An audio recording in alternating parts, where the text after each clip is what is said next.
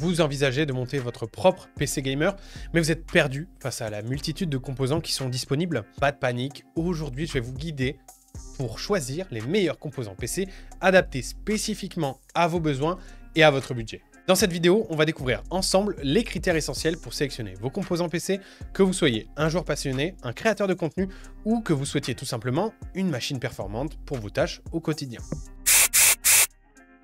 Choisir les bons composants pour son PC, c'est une étape cruciale qui déterminera grandement les performances et la longévité de votre machine. Alors, on va partir du principe que vous savez monter votre PC seul. Si jamais c'est pas le cas, on a fait une vidéo à ce sujet, je vous invite à aller la voir.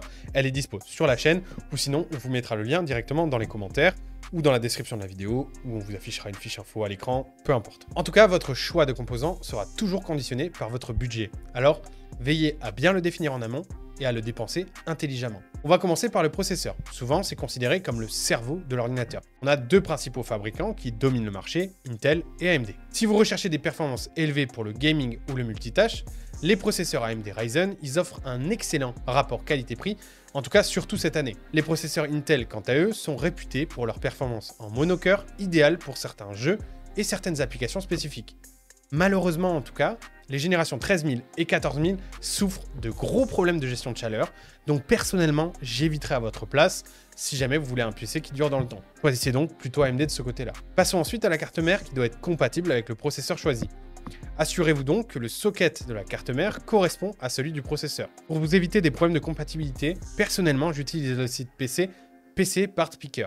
Dessus, ce que je fais, je mets chaque composant que je souhaite inclure dans ma machine, donc dans ma liste, et j'utilise les filtres de prix ou de caractéristiques quand j'ai besoin de composants spécifiques. La carte mère doit également offrir suffisamment de ports et de connecteurs pour vos besoins futurs, comme par exemple des emplacements pour la RAM, les SSD NVMe ou des ports USB.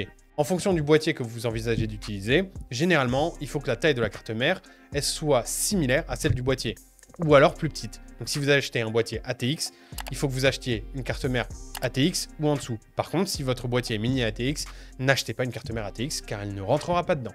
La RAM, c'est un autre point clé de votre PC. Pour un PC gamer, 16 Go c'est largement suffisant. Cependant, si vous préfériez de faire éventuellement du streaming, de l'édition vidéo ou du multitâche intensif, 32 Go peuvent être beaucoup plus appropriés.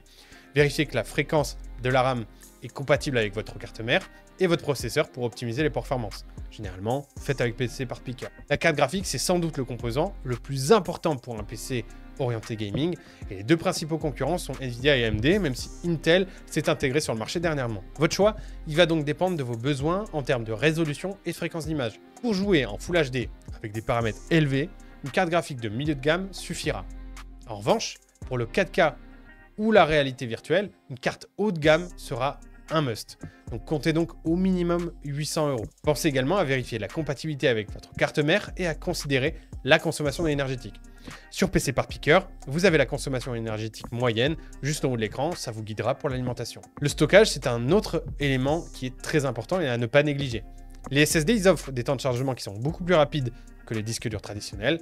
Et donc, un SSD NVMe M2 est idéal pour le système d'exploitation et les applications, tandis qu'un disque dur HDD peut être utilisé pour le stockage de masse de vos fichiers. Ça peut vous permettre en fait d'allier la rapidité et la grande capacité de stockage, et tout ça à moindre coût. Et enfin, vient l'alimentation. C'est souvent sous-estimé, mais pour moi, c'est l'un des composants les plus essentiels et les plus importants pour permettre à votre PC de durer le plus longtemps possible. Il va falloir choisir une alimentation de qualité avec une certification 80+ au minimum, et assurez-vous qu'elle offre une puissance qui soit suffisante pour l'ensemble de vos composants de votre PC, en tenant compte des futures mises à jour possibles. Et là, je tiens à vous le préciser, c'est très important, beaucoup passent à côté, mais une bonne alimentation, c'est la certitude que vous n'allez pas avoir votre carte graphique qui a coûté 1000 € qui va cramer parce que vous aurez pris une alimentation au rabais qui ne vaut pas le coup. Sur PC Part Picker, vous allez pouvoir consulter la consommation moyenne de votre PC en haut. Donc une alimentation modulaire, ça peut faciliter la gestion des câbles et améliorer le flux d'air à l'intérieur du boîtier. Généralement, c'est ce que j'utilise pour avoir les câbles que je veux ou mettre des câbles customisés, blanc, noir, peu importe. Le boîtier, quant à lui, il doit être choisi en fonction de la taille de votre carte mère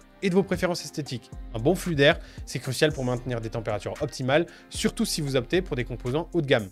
Donc optez pour un boîtier avec suffisamment d'emplacement pour les ventilateurs et envisagez l'ajout d'un système de refroidissement efficace, qu'il s'agisse de ventilateurs supplémentaires ou d'un refroidissement liquide pour le processeur. D'ailleurs, on n'en a pas parlé auparavant, mais pour le refroidissement de votre processeur, soit certains processeurs viennent directement avec le refroidissement de base. Sinon, optez pour des options de ventirad classiques à 20 ou 30 euros.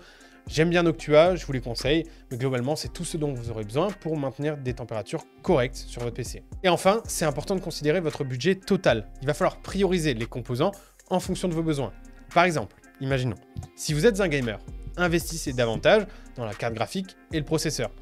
Si vous faites de l'édition vidéo, la RAM et le stockage rapide seront encore plus essentiels.